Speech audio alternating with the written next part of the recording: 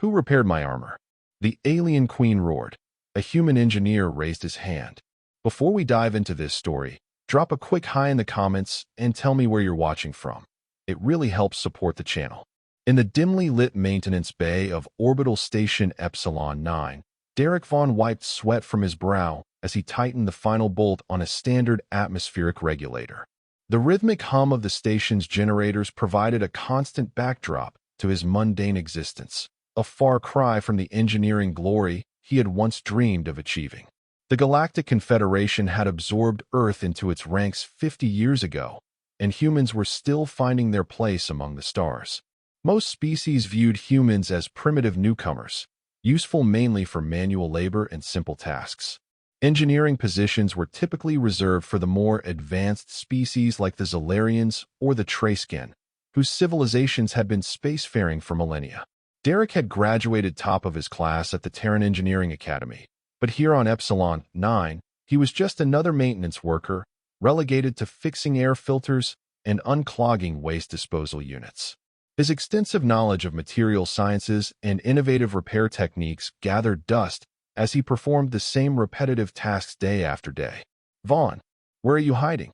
The harsh voice of Supervisor Glex, a portly Burlean with purple skin and 4 arms, echoed through the maintenance bay. Derek sighed and slid out from underneath the regulator unit. Right here, sir. Just finishing up the atmospheric regulator in Section 7. Derek replied, standing up and dusting off his standard-issue gray jumpsuit that had seen better days. Glex squinted at him with all 3 of his yellow eyes. There's been an emergency alert. Some kind of diplomatic vessel just requested emergency docking. Apparently, there's been an incident, and they need immediate engineering assistance. Derek raised an eyebrow. And you're telling me because? Because everyone else is busy with the power fluctuations in the residential sector. You're all I've got, Glex said, clearly displeased with the situation. They've been cleared for docking in Bay 12. Get your toolkit and head over there now. And Vaughn. Glex leaned closer, his breath smelling of fermented krill. Try not to embarrass us.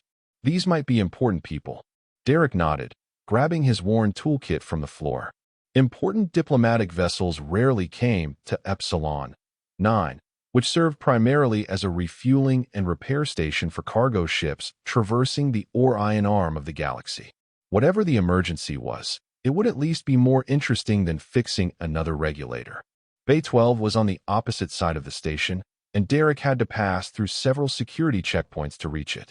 By the time he arrived, the vessel had already docked. It wasn't what he had expected. Rather than a sleek diplomatic cruiser, he found himself staring at a battle-scarred warship, its hull bearing the unmistakable marks of recent combat. The ship's design was unfamiliar to him, with strange angular protrusions and a hull material that seemed to shimmer slightly, even under the standard docking bay lights. A security detail of Confederation soldiers had already formed a perimeter around the ship. They looked nervous, their weapons drawn but pointed downward in a stance that suggested readiness without immediate aggression. Derek approached cautiously, showing his station ID to the officer in charge. I'm the engineer they requested, he explained. The officer, a tall Vestan with metallic skin, looked down at him with obvious skepticism. They asked for your best engineer. Are you sure that's you, human? Derek bit back a retort. He was used to such dismissive attitudes. I'm the only one available right now. What's the situation? Before the officer could respond, the ship's airlock hissed open. 2 figures emerged, wearing elaborate armor that covered them from head to toe. They moved with a fluid grace that seemed at odds with the bulk of their protective gear. The armor was unlike anything Derek had seen before, composed of overlapping plates that shifted and adjusted with each movement, almost like a living thing. Behind them came a 3rd figure, taller than the others and adorned with armor that was clearly more elaborate. Intricate designs were etched into the surface of the plates, and a cape of what looked like liquid metal flowed from the shoulders. As this figure moved forward, the security detail tensed visibly. Who is in charge here? The voice that emanated from the central figure was female, authoritative, and slightly mechanical due to translation devices. The Vestan officer stepped forward. I am Security Chief Melayer. Welcome to Orbital Station Epsilon 9. We weren't expecting a vessel of your description. The armored figure tilted her head, the movement somehow conveying disdain even through the expressionless helmet. I am Queen Azira of the Keldrian Dominion. Our diplomatic mission was ambushed by pirates in your sector. We sustained damage and require immediate repairs before continuing our journey. Derek felt his heart rate increase. The Keldrian Dominion was not part of the Galactic Confederation. They were a warrior race from the outer regions, known for their advanced technology and fierce independence. Relations between the Confederation and the Dominion were tense at best, hostile at worst. The presence of their queen on a Confederation station was unprecedented. The security chief looked equally surprised. Your Majesty, we had no notification of your passage through this sector. Protocol requires. Protocol is a luxury for times of peace. Chief Melayer, Queen Azira interrupted.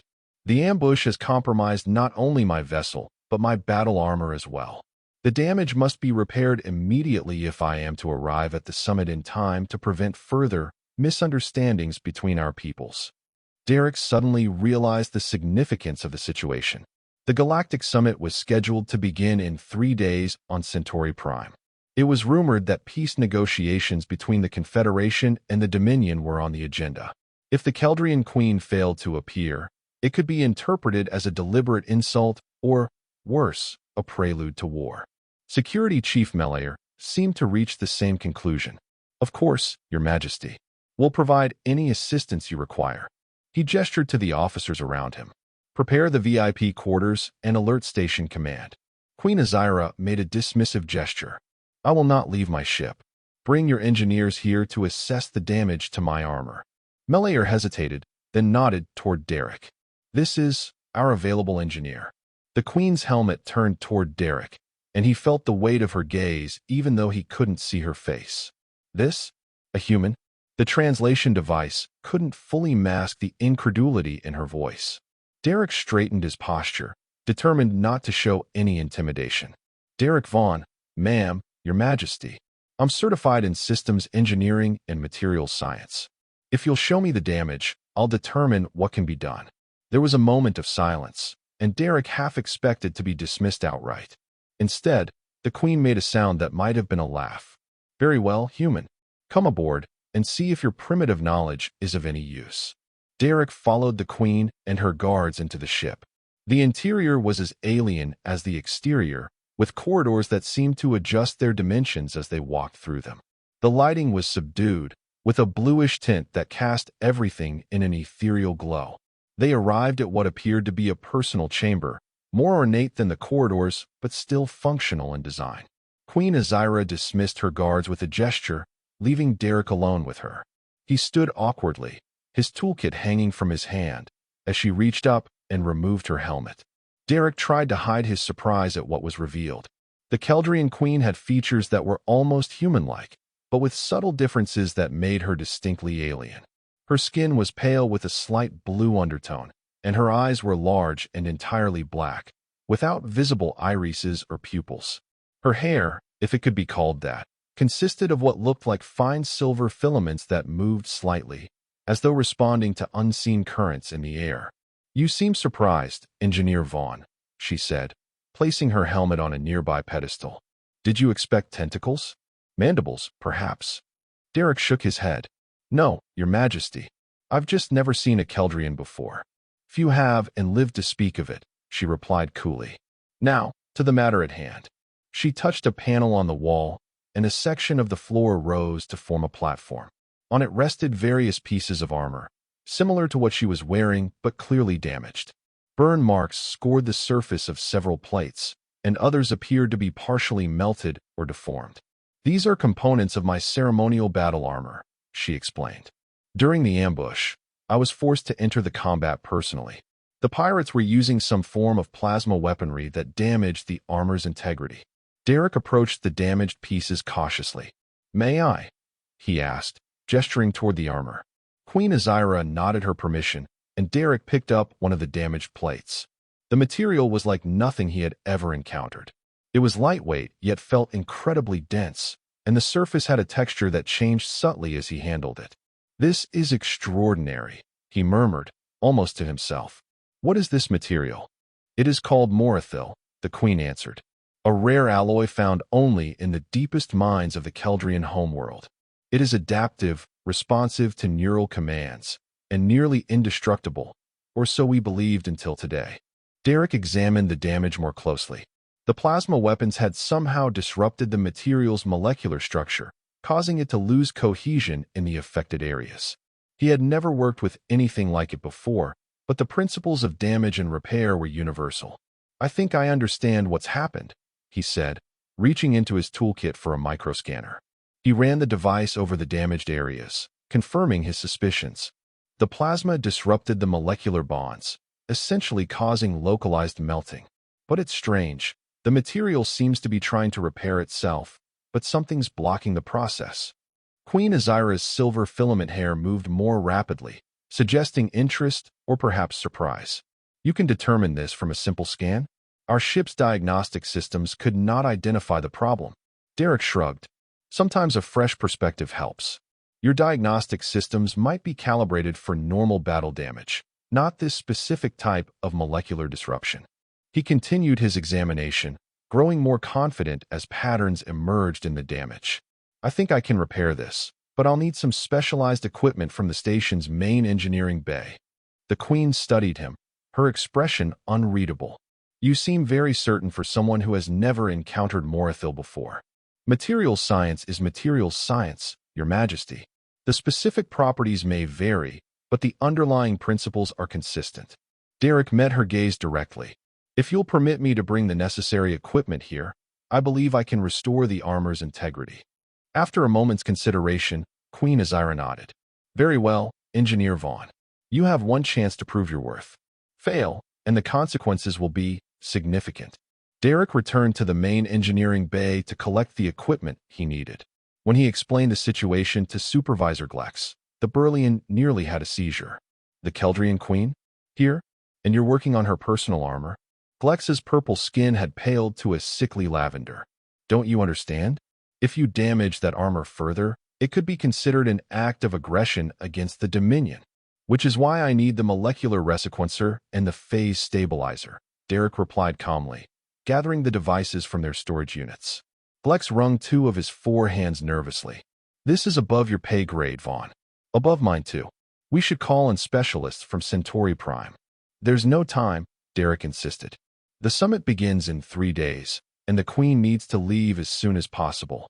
Besides," he added with a hint of defiance, "I can do this." Glex looked like he wanted to argue further, but instead threw up all 4 hands in resignation.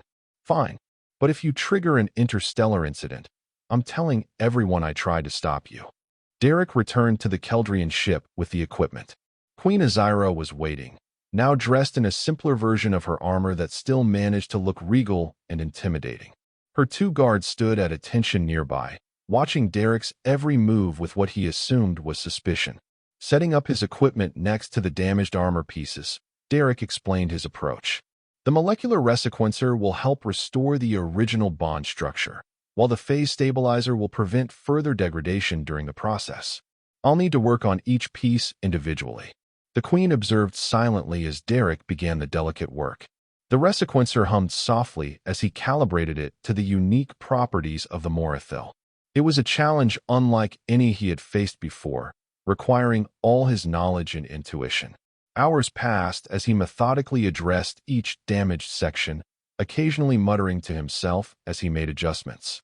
What Derek didn't mention was that he was also studying the armor as he worked, fascinated by its construction and capabilities. The Morathil seemed to contain microscopic channels that might be conduits for energy or information. The design was elegant, functional, and far beyond Confederation technology. Finally, after nearly 6 hours of intense concentration, Derek sat back and wiped his brow. "I believe that's done it, Your Majesty. The molecular bonds have been restored, and the adaptive properties should function normally again." Queen Azira approached and picked up one of the repaired pieces, examining it critically. She ran her fingers over the surface where the damage had been, now smooth and unblemished. She then closed her eyes, and to Derek's astonishment, the piece seemed to pulse briefly with an inner light. "You have succeeded, Engineer Vaughn," she said, opening her eyes. "The armor responds correctly to neural input. The repair is acceptable. Coming from a Keldrian queen, Derek sensed this was high praise indeed. He began packing his equipment, feeling a mixture of relief and pride. Glad I could help, Your Majesty. Is there anything else you need before you depart? The queen studied him with those disconcerting black eyes. You have questions? About the armor, about our technology. I can see your curiosity, human. Derek hesitated, then nodded. I do. The Morathil is remarkable. Its adaptive properties could revolutionize various fields if the principles could be adapted to other materials. Knowledge is power, Engineer Vaughn. And the Keldrian Dominion does not share power lightly. She placed the armor piece back on the platform. However, your assistance today may have prevented a significant diplomatic incident. That deserves recognition. She removed a small object from a compartment in her armor and held it out to him. It was a disc, about the size of a coin, made of what appeared to be the same Morathil as her armor. A token of acknowledgement, she explained as Derek accepted it hesitantly. It may prove useful should our paths cross again. Before Derek could respond, a communication alert sounded. One of the guards activated a holographic display, revealing a message in Keldrian script. The queen read it, and her expression hardened. The pirates have been tracked to a nearby system, she announced. They were mere proxies, hired to delay us. We must depart immediately. She turned to Derek. Your services are concluded, Engineer Vaughn. Derek nodded, gathering his equipment. Safe travels, Your Majesty, and good luck at the summit. As he moved to leave, Queen Azira spoke once more. Remember, human, you have touched the armor of a Keldrian queen and lived. Few can claim such distinction. Derek wasn't entirely sure if that was a compliment or a warning. Either way, he made his way back to the station, clutching the Morathil disc in his pocket and wondering what exactly he had gotten himself involved in. The next morning, Derek reported for his regular shift as if nothing extraordinary had happened. The Keldrian vessel had departed during the night, and station life had returned to normal, except for the buzz of rumors about the mysterious visitors. Supervisor Glex was unusually subdued when Derek arrived at the maintenance bay. So, you actually did it. Fixed her armor without causing an interstellar incident. Derek nodded, preparing his tools for the day's routine tasks. It wasn't that different from other repair work, just more advanced materials. Glex made a skeptical noise. Well, don't let it go to your head. You're still assigned to fix the waste recycling units in Section 4 today. Despite the return to mundane duties, Derek felt different. The experience with the Keldrian armor had awakened something in him, a reminder of why he had become an engineer in the first place. The thrill of solving complex problems, of understanding and manipulating advanced technology, had been missing from his work for too long. Throughout the day, he found himself periodically touching the Morathil disc in his pocket, a tangible reminder that he had done something significant, something beyond the limited expectations placed on him as a human engineer in a multi-species galaxy. As he was finishing his shift, a station-wide announcement interrupted the routine hum of activity. Attention, all personnel. Emergency protocols are now in effect. Multiple unidentified vessels have entered station proximity. All non-security personnel are to return to quarters immediately. This is not a drill. Derek's first thought was of the pirates who had attacked the Keldrian ship. Had they followed the Queen here? But that made little sense. She had already departed. As he made his way toward the residential section, following the stream of anxious station workers, the lights flickered ominously. Moments later, a violent shudder ran through the station, throwing several people off their feet.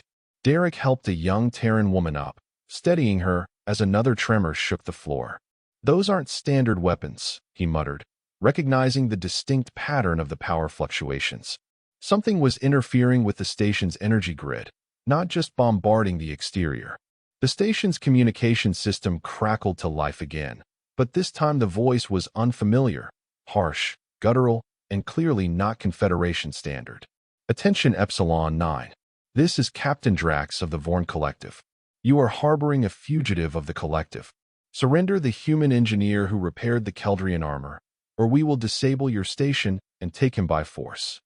The corridor fell silent as everyone processed this information. Then, as one, every non-human head turned to stare at Derek. His stomach dropped as he realized the implications. Somehow, these Vorn, whoever they were, had learned about his work on the Queen's armor, and they wanted him for it. Security personnel began moving through the crowd, scanning ID badges. It wouldn't take them long to identify him. Derek made a split-second decision and ducked into a maintenance shaft as the security team was distracted by a panicking Zenovian. The narrow passage led to a junction of service corridors that Derek knew well from his years of repair work. He navigated the labyrinth automatically, his mind racing. Who were the Vorn Collective? Why did they want him? And more importantly, what would they do if they got him? He needed information, and there was only one place on the station where he might find it. The central database in engineering control would have records of all known species and organizations. If the Vorn were a recognized entity, there would be data on them. Maneuvering through the service corridors, Derek avoided the main thoroughfares where security would be searching for him. Another impact rocked the station, more violent than the first. The lights flickered and then switched to emergency power, bathing everything in a dim red glow. When he reached engineering control, Derek found it deserted. Everyone had followed evacuation protocols. He approached a terminal and entered his access codes, relieved when the system accepted them despite the emergency lockdown. "Computer, access information on the Vorn Collective," he commanded. The screen flickered, then displayed a brief entry. Vorn Collective, mercenary organization operating in the Outer Rim territories. Known for technological espionage and weapons trafficking. Suspected ties to several terrorist groups. Approach with extreme caution. Confederation diplomatic status. Hostile. Derek frowned. This told him little he couldn't have guessed. He tried a different approach. "Computer, any known connections between the Vorn Collective and the Keldrian Dominion?" This time, the response was more informative. "Classified information. Security level Alpha. Access granted. Limited summary available. The Vorn Collective has made multiple attempts to acquire Keldrian technology, particularly their advanced weaponry and defensive systems. Recent intelligence suggests the Collective has developed methods to reverse engineer Keldrian Morathil if samples can be obtained. The Galactic Confederation considers this a significant security threat." Derek's hand went to his pocket, where the Morathil disc the Queen had given him rested. Was this what they were after? Not him, but the sample of Keldrian technology he possessed? As if in answer to his unspoken question, the terminal suddenly displayed a security alert. Unauthorized access to the docking bay airlocks. The Vorn were boarding the station. Derek needed a plan. He couldn't surrender to the Vorn, not if they were as dangerous as the database suggested. Nor could he simply hide indefinitely. Sooner or later, they would find him, especially if they had technology capable of detecting Morathil. His options were limited. The emergency escape pods would be guarded during a station lockdown. Commercial vessels wouldn't be permitted to depart until the crisis was resolved. That left only one possibility. He needed to find a way to contact the Keldrian ship and warn them of the situation. The communication array on Level 7 would have enough power to send a tight beam transmission to a ship within several light hours. If the Queen's vessel hadn't gone to faster-than-light travel yet, there was a chance they could receive his message. Derek downloaded the station schematics to his personal device, noting the shortest route to the communication array through the service corridors. He was about to leave when the terminal displayed another alert. Vorn boarding parties had breached levels 3, 5, and 8. They were methodically searching the station. Level 7, where the communication array was located, remained clear for now. Derek needed to move quickly. He made his way through the dimly lit service corridors, occasionally passing frightened station personnel who had chosen hiding over evacuation. No one challenged him. In the current crisis, everyone was focused on their own survival. When he reached Level 7, Derek cautiously emerged from the service corridor, checking for signs of Vorn intruders. The level seemed deserted, but the distant sound of weapons fire indicated that Confederation security forces were engaging the boarders elsewhere in the station. The communication array was housed in a separate chamber with reinforced walls, designed to remain operational even if other sections of the station were damaged. Derek approached the door and entered his engineering access code. The door remained locked, displaying a message: "Emergency protocols active. Command level authorization required." Derek cursed under his breath. He should have anticipated this. During a station-wide emergency, critical systems would be locked down to prevent tampering. He needed a higher-level access code. As he considered his options, the sound of heavy footsteps echoed from a nearby corridor. Voices speaking an unfamiliar language grew louder, accompanied by the distinctive hum of energy weapons. The Vorn had reached level 7. Derek ducked behind a supply crate, holding his breath as a patrol of 3 figures passed by. They were humanoid but heavily augmented with cybernetic implants, their skin a mottled gray. Each carried what appeared to be a scanner, sweeping it methodically across the area.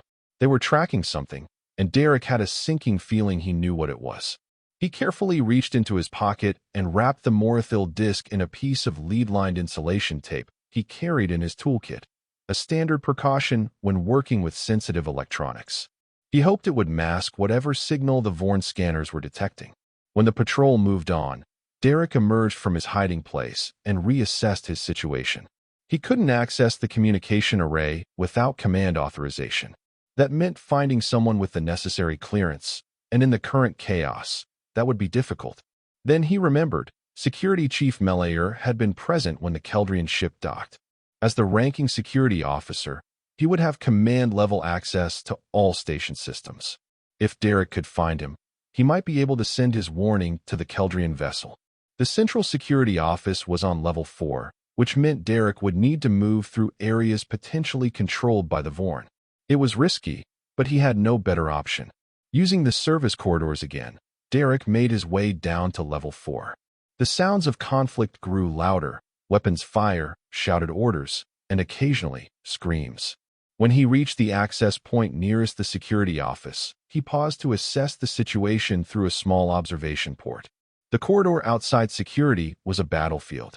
Confederation officers had established a defensive perimeter, exchanging fire with Vorn attackers who were using some form of energy weapon that left scorch marks on the walls. Between bursts of weapons fire, Derek could see Security Chief Melayer directing the defense from behind a barricade. There was no way to reach him without crossing the line of fire. Derek would need to find another approach. He consulted the station schematics on his device, looking for alternative routes. There was a maintenance crawl space that ran above the security office, used for accessing environmental control systems. If he could reach it, he might be able to drop into the office from above. Derek backtracked through the service corridor until he found an access ladder leading to the upper maintenance level. The crawl space was narrow, designed for maintenance drones rather than humans, but Derek managed to squeeze through by removing his toolkit and pushing it ahead of him. The sounds of battle were muffled but still audible as he inched his way forward, guided by the schematic on his device. When he reached the section above the security office, Derek found a ventilation grate that provided a view of the room below. Security Chief Melayer was coordinating with his officers, his metallic skin reflecting the emergency lights as he moved between communication stations. Several wounded personnel were being treated in one corner of the room. Derek removed the grate as quietly as possible, then called down. "Chief Melayer, up here." The Vestan officer spun around, weapon drawn, before identifying the source of the voice. "Engineer Vaughn, what are you doing up there? The entire station is looking for you." "I need your help," Derek explained hurriedly. "I have to send a message to the Keldrian vessel." Melayer's expression hardened. "You are the cause of this attack. The Vorn are threatening to destroy the station if we don't surrender you." "I know, but it's not what you think," Derek replied. "They're after Keldrian technology. If I can warn the Queen, she might be able to help us." The security chief laughed bitterly. "Help us? The Keldrians only help themselves. They left us to deal with this mess." Another explosion shook the station, more violent than the previous ones. Alarms began blaring as a computerized voice announced, "Warning, hull integrity compromised on level 6. Emergency containment measures activated." Melayer looked at the damage reports flooding his screens, then back at Derek. "Even if I wanted to help you, communications across the station are being jammed. The Vorn are blocking all outgoing transmissions." Derek's heart sank. If he couldn't contact the Keldrians, his options were running out. He could surrender himself to the Vorn, hoping they would spare the station, but he had no guarantee they would honor such an agreement. And if they were truly after the Morathil technology, Giving them what they wanted could have far-reaching consequences beyond Epsilon 9. As he considered his limited choices, a detail from his work on the Queen's armor surfaced in his memory.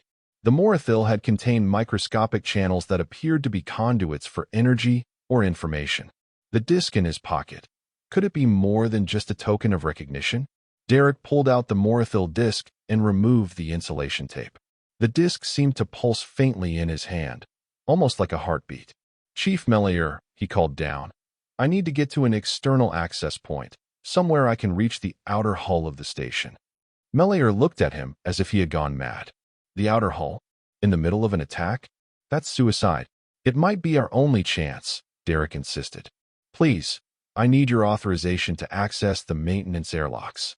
Another explosion rocked the station, and one of the security officers shouted, "Sir, they've breached the barricade on the east corridor.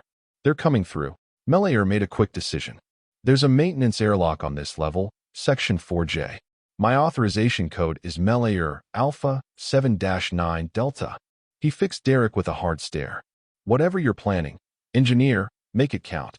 We won't be able to hold them off much longer." Derek nodded gratefully and retreated into the crawl space, resealing the grate behind him. He made his way back to the service corridors and consulted his device for the location of Section 4J. When he reached the maintenance airlock, Derek entered Melior's code. The door slid open, revealing a small chamber containing environmental suits and equipment for external repairs.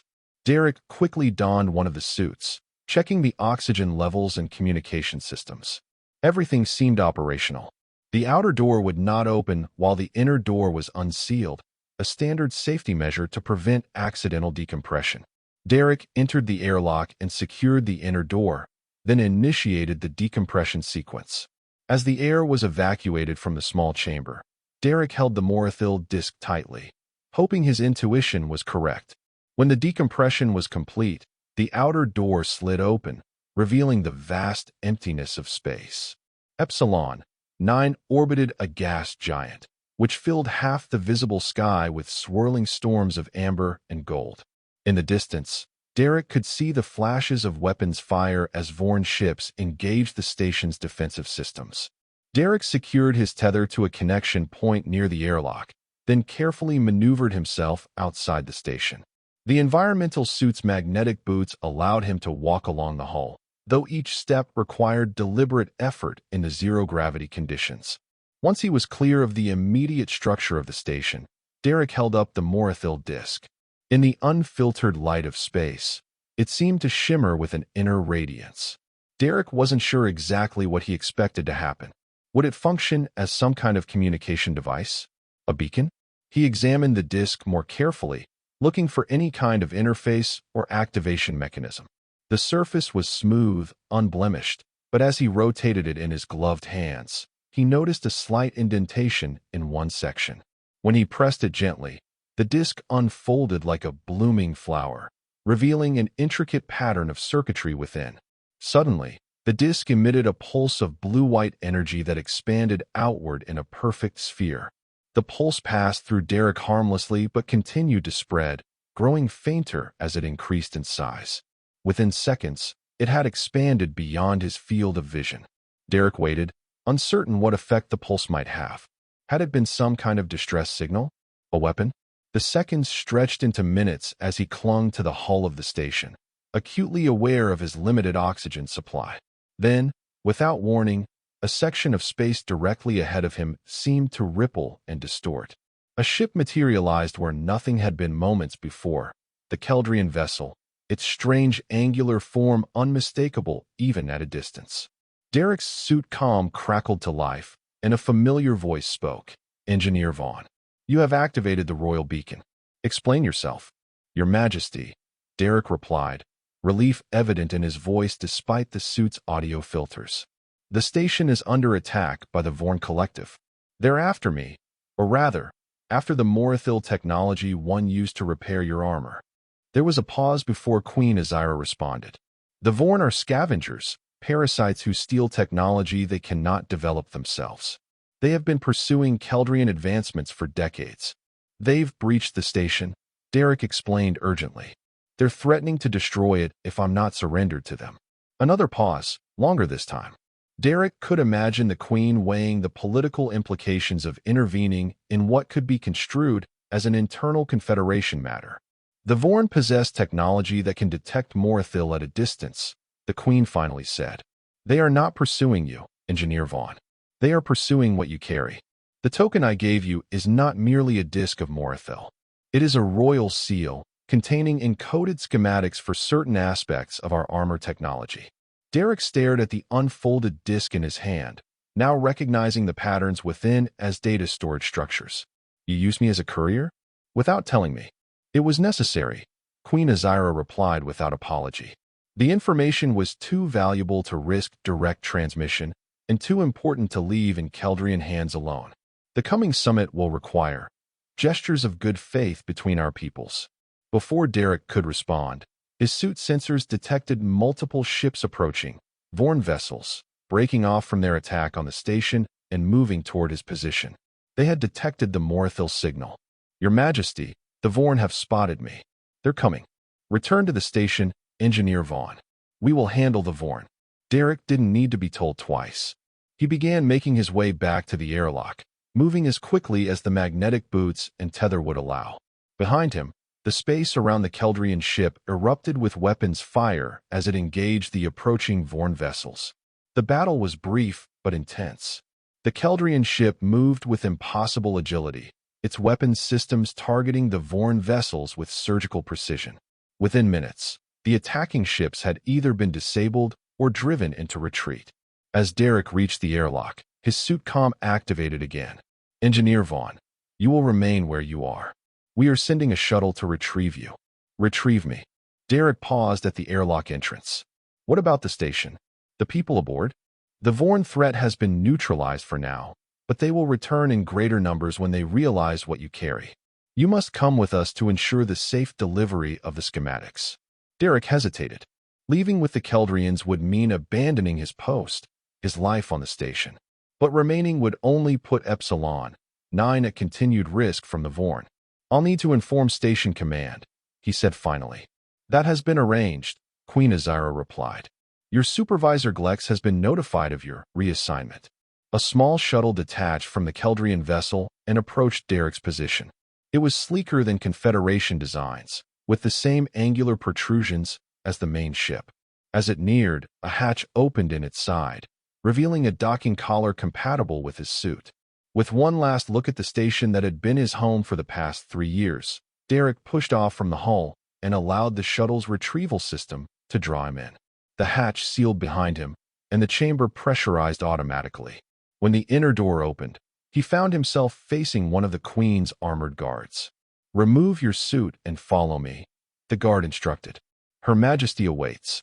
Derek complied, carefully stowing the Morathil disc in his pocket before removing the environmental suit. The interior of the shuttle was similar to the main vessel, sleek, functional, with the same blue-tinted lighting. The guard led him to a small chamber that served as a briefing room, where Queen Azira waited. She was once again wearing her full armor, including the pieces Derek had repaired. The helmet was removed, allowing him to see her expression, a mixture of satisfaction and calculation. Engineer Vaughn, your service to the Keldrian Dominion continues to prove valuable. Derek folded his arms across his chest. I wasn't aware I was in your service, Your Majesty. Using me as an unwitting courier put an entire station at risk. The Queen's silver filament hair rippled, suggesting amusement or perhaps annoyance. A calculated risk. The information you carry could change the balance of power in this sector, if it reaches the right hands. And whose hands would those be? Derek asked. That remains to be determined, she replied enigmatically. The Galactic Summit will include discussions on technology sharing between the Confederation and the Dominion. The schematics you carry represent a gesture of good faith from the Keldrian royal house. Derek frowned. Then why not simply announce this? Why the secrecy, the subterfuge? Politics, Engineer Vaughn. There are factions within both the Dominion and the Confederation who oppose any form of cooperation. They would have gone to great lengths to prevent this exchange. She gestured to a view screen showing the Vorn ships retreating.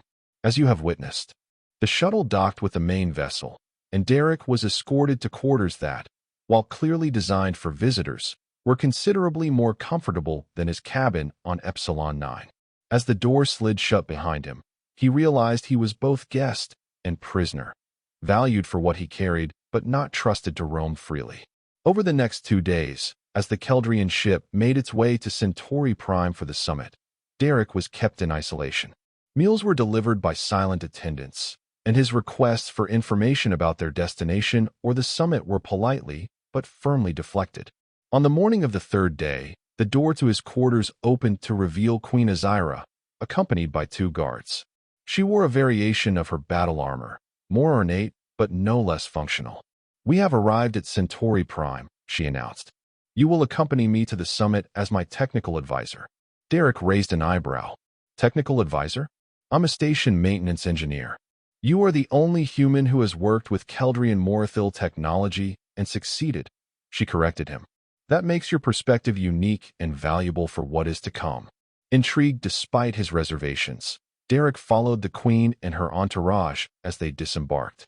Centauri Prime was the administrative heart of the Galactic Confederation, a planet-wide metropolis of soaring towers and expansive plazas.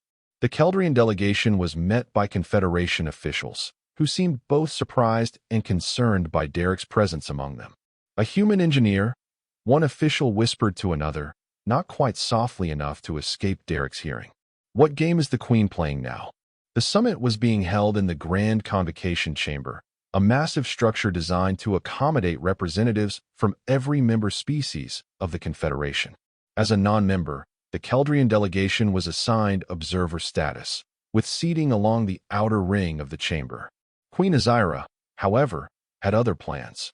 Instead of taking her assigned place, she strode directly to the central speaking platform, her armor gleaming under the chamber's lights.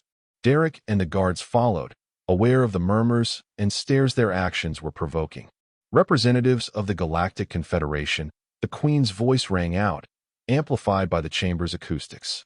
"I come before you not merely as an observer, but as a participant in what may be the most significant diplomatic exchange in a generation." The chamber fell silent, all attention focused on the armored figure. The Confederation president, a dignified Atraxian with spiral horns and iridescent scales, rose from his seat. "Queen Azira, this is highly irregular. The agenda does not call for Keldrian participation until the 3rd day of proceedings." "Circumstances have changed, President Thorne," she replied. "Recent events have accelerated our timetable." She gestured to Derek. "This human engineer has in his possession schematics for Keldrian Morithil technology. Schematics that the Keldrian Dominion is prepared to share with the Confederation as a first step toward a broader technological exchange." A shocked murmur swept through the chamber. Morithil technology had been one of the Keldrians' most closely guarded secrets, a key to their military superiority despite their relatively small interstellar footprint. President Thorne's expression betrayed his surprise. "This is unexpected, Your Majesty. Such an exchange would typically involve extensive preliminary negotiations. Time is a luxury we no longer possess," Queen Azira countered. "The Vorn Collective has developed methods to track and potentially reverse engineer Morithil. Their attack on orbital station Epsilon 9 was an attempt to seize these schematics before they could be delivered to this assembly." The president's advisor leaned in to whisper something, and Thorne's eyes widened further. "We have just received confirmation of the Vorn attack. Our forces were dispatched, but the situation was resolved before they arrived." He looked at Derek with new interest. "Thanks, apparently, to the intervention of your vessel." Queen Azira inclined her head. "The Vorn are a threat to both our civilizations. They seek to acquire advanced technology by any means necessary, then weaponize it for profit. By sharing selected aspects of our Morithil technology, we can establish a united front against such threats." Derek listened to the exchange, increasingly aware that he was at the center of a pivotal diplomatic moment. The Morithil disc in his pocket seemed to pulse in rhythm with his heartbeat, as if responding to the tension in the chamber. President Thorne conferred briefly with his advisors before responding. "We are prepared to discuss this proposal, Your Majesty. However, verification of the schematic's authenticity would be required before any formal agreement." "Engineer Vaughn can provide that verification," Queen Azira said, gesturing to Derek. He has not only handled Morithil, but successfully repaired damage to my personal battle armor using Confederation equipment. He can confirm the viability of implementing these schematics with your existing technology base. All eyes turned to Derek, who suddenly felt very underprepared for his role in interstellar diplomacy. Nevertheless, he stepped forward. The Morithil technology is unlike anything in the Confederation's current inventory, he began, falling back on his engineering training to provide a clear assessment. But the underlying principles are adaptable. With proper resources, I believe Confederation engineers could integrate these schematics into existing systems within a standard year. A representative from the Trayskin delegation stood. This human is not qualified to make such assessments. The Trayskin Engineering Guild should evaluate these schematics. Derek recognized the tactic. The Treskins, renowned for their engineering prowess, were attempting to position themselves as the gatekeepers of this new technology. Before he could respond, Queen Azira spoke. Engineer Vaughn repaired damage that Keldrian systems could not diagnose. He identified the molecular disruption caused by Vorn weapons and restored the armor's functionality using improvised methods. His qualifications are demonstrated by his achievements, not his species. The Trayskin representative sputtered but found no effective rebuttal. President Thorne raised his hands for silence. This exchange requires careful consideration. I propose we establish a joint technical commission to evaluate the schematics and develop an implementation framework. Queen Azira, would you consent to Engineer Vaughn serving as the Keldrian technical representative on this commission? The Queen's black eyes fixed on Derek, and he had the distinct impression she was pleased with how events were unfolding. Engineer Vaughn has earned the right to represent Keldrian interests in this matter. We consent to his appointment. And just like that, Derek's life changed. From a station maintenance worker to a key figure in an historic technological exchange between civilizations, all because he had approached a repair job with open-minded curiosity rather than fear of the unknown. The remainder of the summit was a blur of meetings, technical discussions, and diplomatic formalities. Derek worked closely with engineers from various Confederation species, explaining what he had learned about Morithil and helping them understand the schematics contained in the Queen's token. As the summit drew to a close, a formal agreement was signed between the Confederation and the Dominion, the first step toward normalized relations between the two powers. Derek's name appeared in the document as the liaison officer for the Joint Technological Commission, a position that would require him to divide his time between Keldrian and Confederation facilities. On the final evening, Queen Azira requested Derek's presence in her private chambers within the diplomatic compound. When he arrived, he found her without her armor for the first time since their initial meeting on Epsilon 9. She wore what appeared to be formal Keldrian attire, flowing garments of a material similar to Morithil, but more supple, shifting colors as she moved. Engineer Vaughn, she greeted him. You have served the Dominion well, though not always knowingly. Derek smiled wryly. I'm still not entirely sure how I went from fixing air regulators to helping negotiate an interstellar technology exchange. The universe often places individuals at nexus points of history without their knowledge, she replied. What matters is how they respond when the moment reveals itself. She moved to a table where a small device rested. Your new position will require certain enhancements. The device was a bracelet, crafted from Morithil but inlaid with what appeared to be control circuits and interface points. Queen Azira lifted it and held it out to him. This is a simplified neural interface, similar to what allows me to control my battle armor. It will provide you with direct access to Keldrian technical databases and translation protocols. Derek hesitated before accepting it. Is this standard procedure for technical liaisons? You are the first of your kind, Engineer Vaughn. There is no standard procedure. Her silver filament hair moved in what he had come to recognize as an expression of amusement. Consider it both a tool and a symbol of your unique status. As Derek placed the bracelet around his wrist, it adjusted itself automatically, conforming to his arm. A subtle warmth spread from the device, and suddenly his mind was filled with new information, Keldrian language structures, technical terminology, cultural references.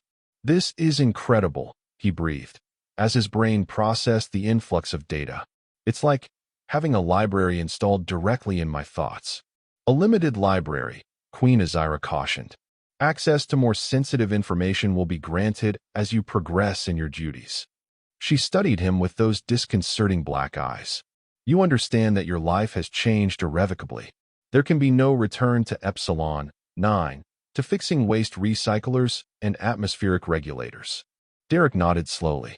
I understood that the moment I stepped onto your ship. He looked down at the bracelet, now seemingly a part of him. But I believe this change serves a greater purpose than my personal comfort. Indeed, you stand at the beginning of a new chapter in relations between our peoples. The Queen moved closer, her presence commanding even without her battle armor. The Keldrian Dominion values strength, Engineer Vaughn. Not merely physical power, but the strength to face the unknown, to adapt, to overcome limitations. You have demonstrated such strength. I just did my job, Derek said modestly. Approached a problem and found a solution. And in doing so, you may have altered the course of two civilizations. Queen Azira extended her hand in what he recognized, through his new knowledge, as a formal Keldrian gesture of respect between equals. Welcome to a larger universe, Engineer Vaughn. Derek returned the gesture, feeling the weight of history and possibility in the simple contact. Thank you, Your Majesty.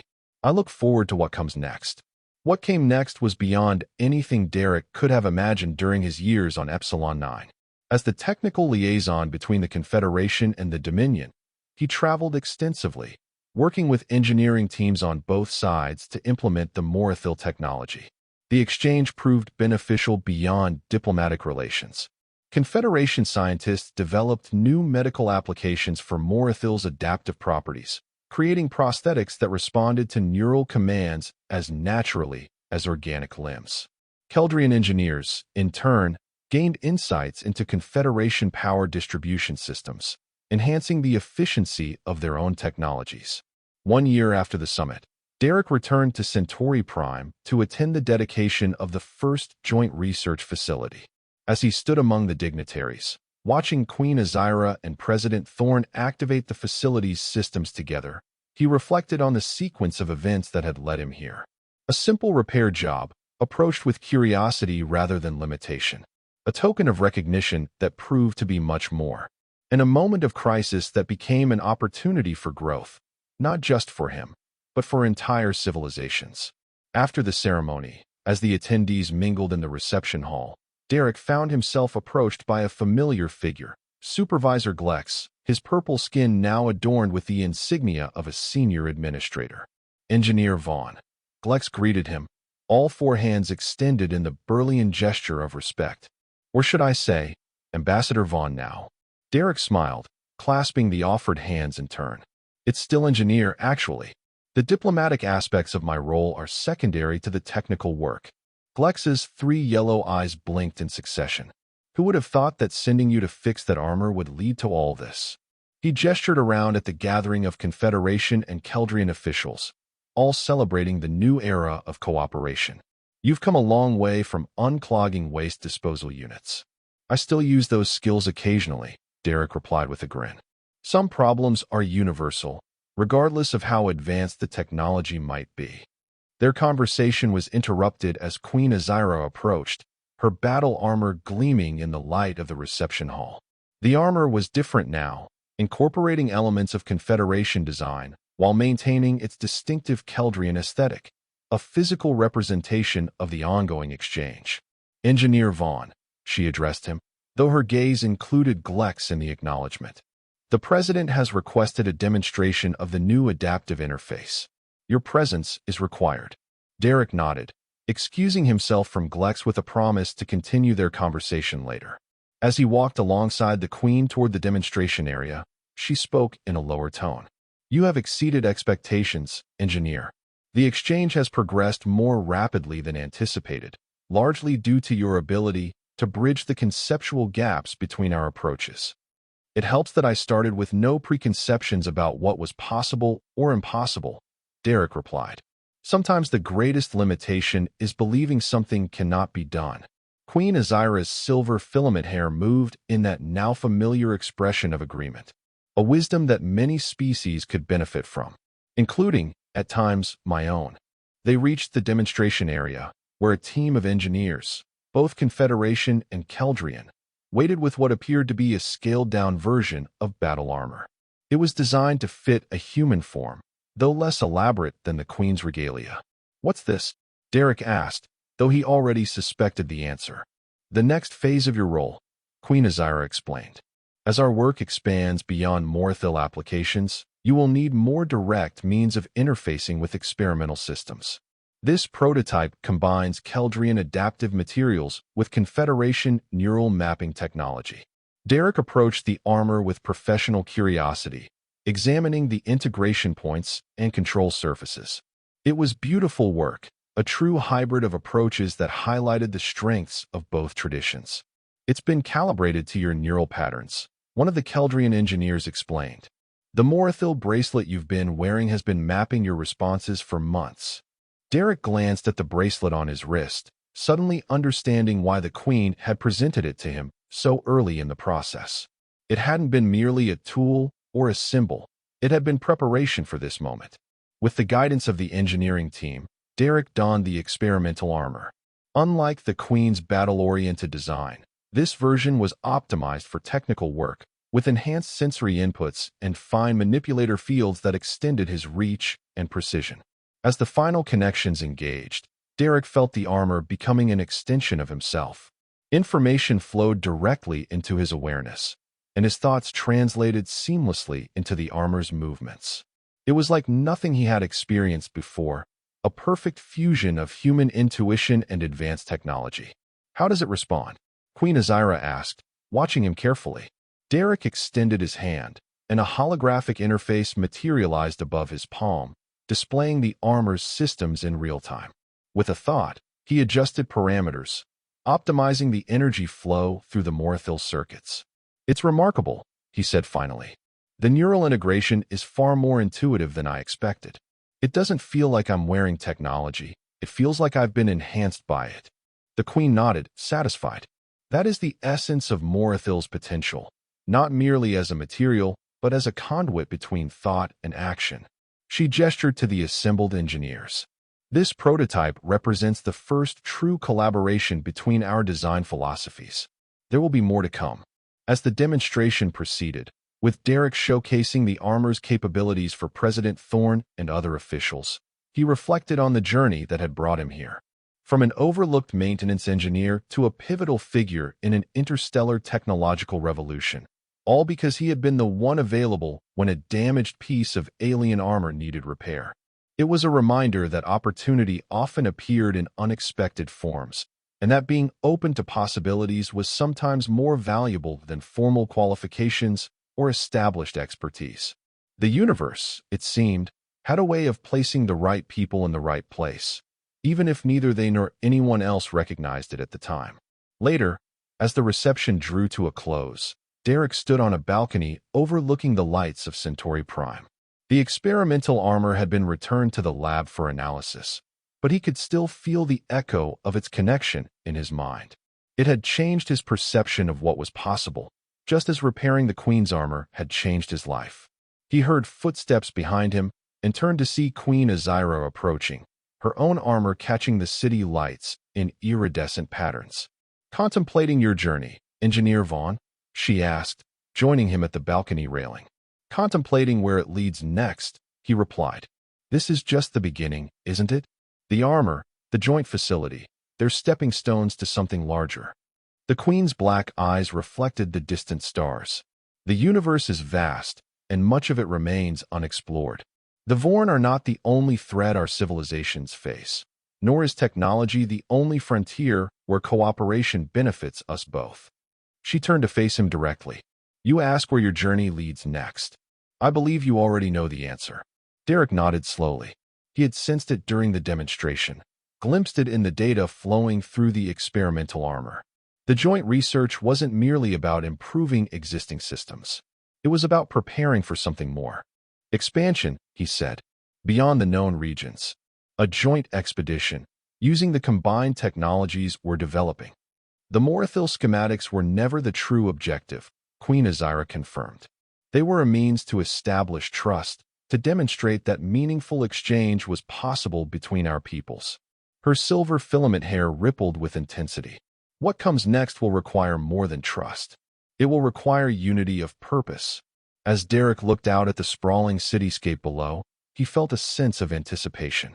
His life had been transformed by a chance encounter, by being in the right place at the right time with the right skills and perspective.